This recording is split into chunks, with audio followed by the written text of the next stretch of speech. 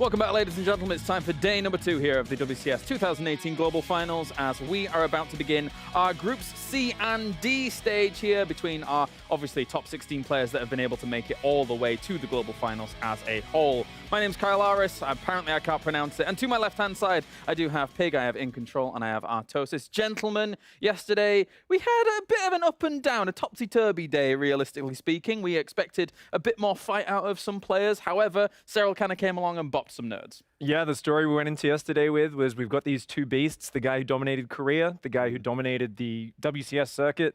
They dominated the first stage of BlizzCon so far as well. Yeah. Yeah. Go ahead.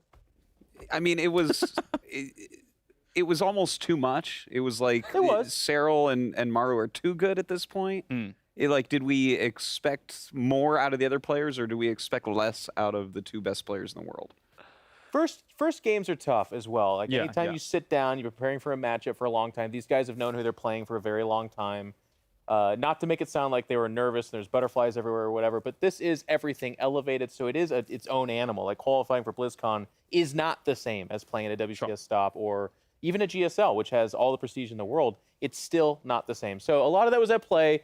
We had very one-sided matches, but it's also kind of appropriate. We've had that over the course of a lot of these kind of first weekends where sometimes players come in and they're like, look, I'm against the #1 seed. Cyril and Maru are the two top dogs. As if the results didn't say it, we just saw it in action yesterday. So today should be closer. We're starting off with some interesting matches, but I can't wait because I think today's going to. I think today's going to be more closely contested. Absolutely. We can take a closer look at some of these groups as well as time goes on. But I think even it comes back to almost a scary moment where someone like Cyril is dominating someone like SOS, who is a world champion, someone like Zest, who has won massive premier tournaments in this line as well. And, you know, we keep harking on this kind of Cyril train, but it's a very real thing, Dan. Very rarely do we see players like SOS having to take massive risks going up against someone like Cyril. Well, that series in particular was maybe the most brutal of the entire day. It was not even close for even a moment, which is so weird because SOS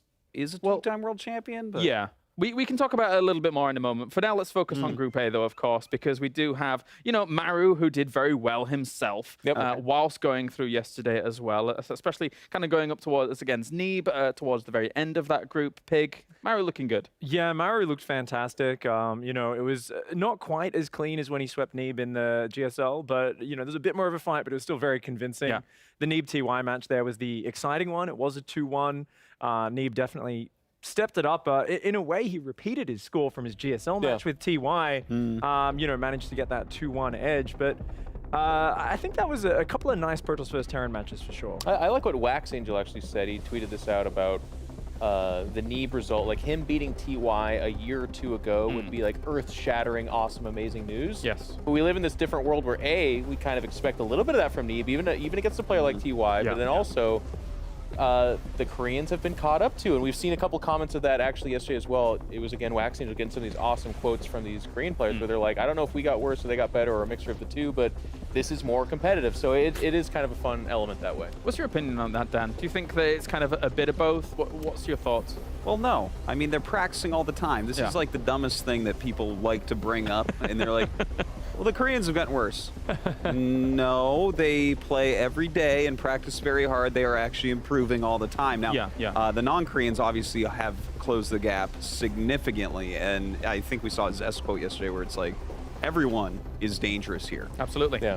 Everyone, Jeff. And I'm going to bring that back up again later. For the Has match, I imagine. Maybe. But as we're seeing here, just a few more highlights from Maru versus Neeb. Yeah, this assault here, Pig, was kind of like an interesting moment, kind of a tenuous moment between the two. Yeah, you know, this was really a Hail Mary stasis trap landed for Neeb right before that fight, and then a second one did, but he was a little bit thrown off and distracted, a bit slow in his production. One Immortal got caught out while he was defending a drop in his main, a Viking land. So, you know, he ended up letting that one slip away. So there's very small errors from Neeb, but I mean, that's what we're used to seeing. Maru's games are never perfect. He always forces these very messy, scrappy games. When he's playing the best players in the world, they make mistakes. He makes mistakes, but he makes less mistakes. He comes out a little bit better in those chaotic spots. Yeah, you were mentioning it. He kind of thrives in the chaos almost. Yeah, and the thing is, that really makes some of our best champions. When you think about it, who are some of the players that are super chaotic and create these situations? SOS is a big one. There have been others, like Parting, for instance, was one of these guys who's just like, oh, let's make it messy, let's make it dirty. Maru is definitely doing that now after 3 victories. Yeah, we see championships from people like Rogue who just are like, let's go late game and just make this standard. But these guys that make it chaotic, it's like so hard for everyone else to play on their game. That's so true as well, because if you think even about Katowice, Rogue actually was mixing in a lot of cheeky plays in that one, because he said in the interviews in the face. Yeah, he wasn't that confident, so he was having to feel like he had to do these cheeky builds, and it led to his biggest championship. Let's take a look at Group B as well, of course. I did cut you off before, Dan. But obviously, Serral with that 2-0 victory yesterday means he's through to the round of 8 as well. And that's obviously good news for a lot of fans for the StarCraft circuit, especially for this year with Serral and Maru having advanced through in control in those first place positions. Yeah, it's funny, right? Because I think as fans and for us as analysts and fans as well, we always want like Game 3, Game 5, Game 7, tightly contested. But when we have the storyline of these 2 juggernauts that are winning so well, it kind of is nice that on day 1 they did it, right? Like Serral tripping up day 1 or Maru tripping up. Yes, that would be interesting storylines in its own right, but for me personally, I kind of want that drama to happen later. I'm okay with Serral slaughtering this group, and I'm okay with him doing it against who he did it against, SOS and Zest.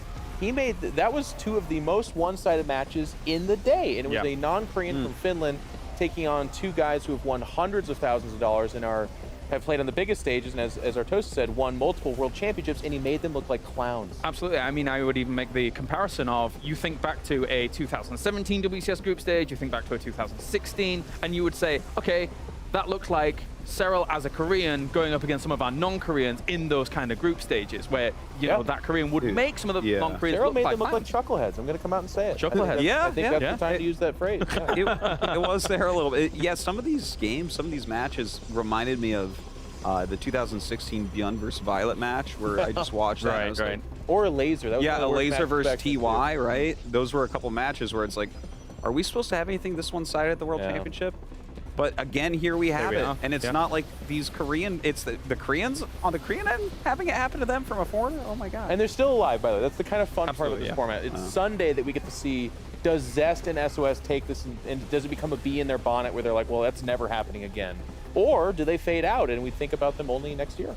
That's a good question. And, you know, we saw some other matches going on throughout this. Previously, we just saw kind of Zest going up against Hero Marine. I think Hero Marine, for some, we didn't really talk too much about Pig, but there was some glimmer of hope for him going up against Zest. I feel like there was small points towards the mid-game where there may have been a hole, there may have been opportunities, etc. He tried to muscle mode his way through Zest a little bit in some rather straightforward styles he was playing. Wasn't fully prepared, I think, for how Zest was playing. You know, it was, I thought, a little bit miraculous how he was hanging on against Zest's really good early game pressure. You know, we saw in game 1 he had a good defense as well. Wasn't quite able to pull it together. Zest was just very decisive, very in control. And I mean, Zest loves that mass gateway, Protoss versus Terran style. He gets a 4th up so early, controls the map. So that's Zest's Protoss versus Terran. It's very, very good. And Maru's one of the few players who's been able to make that style not look good. It was a tough one. He was winning. He was winning game 1. Like I'll just say it. If you can disagree with me if you want, that's fine. But he was winning game 1. Made a couple of bad choices. That was, to Pig's point, like kind of funny because Zest was playing the style of like, if you come out, I'm going to be at an advantage. If I have to attack you, this kind of sucks for me. And unfortunately, and that's how it's been in reverse in the past, where the non-Koreans were like, I have to attack right now, and the Koreans are like, go ahead and try. But it was tough. And then Your thoughts, Dan?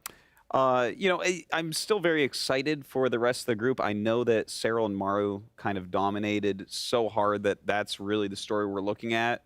And I do wonder if this whole turn is going to turn into the story of like, how far did you get before you had to play Serral or Maru? You know, and it's like, yeah, I was lucky. I got to top 4. But I think that these guys aren't done yet. And we're going to see some struggle from them. Yeah, we had some really one-sided victories, but I don't feel like these are things that can't be fixed over the next week. It's time to talk about Group C, as we're going to shift to what is going to be going on today, of course, here throughout the tournament and the group stage. And we are looking at Group C with Showtime, Dark, Haas, and Stats.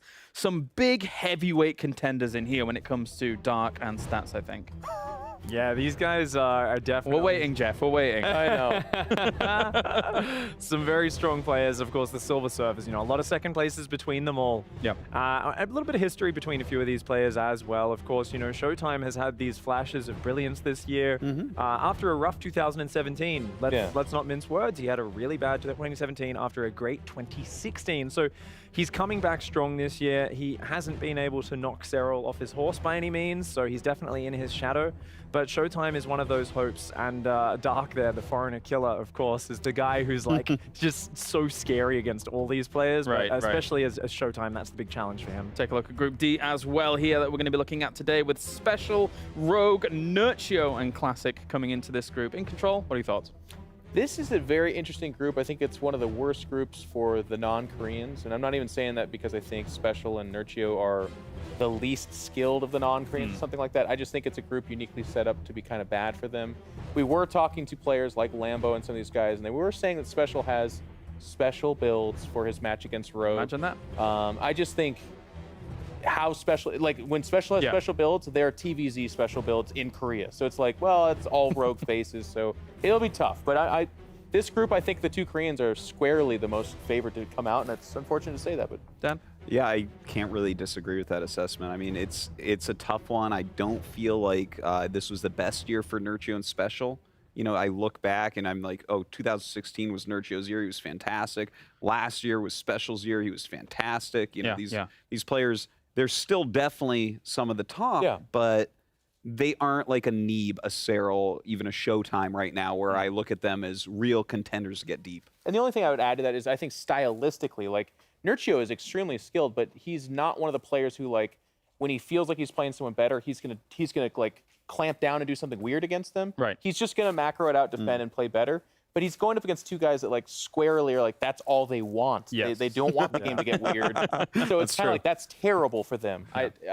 I agree with everything Dan said about this stuff. All right, here are the games that are going to be going down today. We're going to be starting things off with Haas going up against Stats and Dark and Showtime from our Group C. And then moving on, of course, we have Nurtio, Classic, Rogue, and Special. And then after that, we will have two of our series, which will be our winners matches, which will determine which two players are going to be moving through to the round of 8 in first place, which is all important in terms of those seedings. Obviously, if you're finishing in first place, you're going to be going up against one of those second place contenders from some of the other groups. Thank you very much, gentlemen. It's time to go to a short break now, and when we return, we're going to get Group C going, and it's going to be Haas versus Stars. We'll talk about it after the break.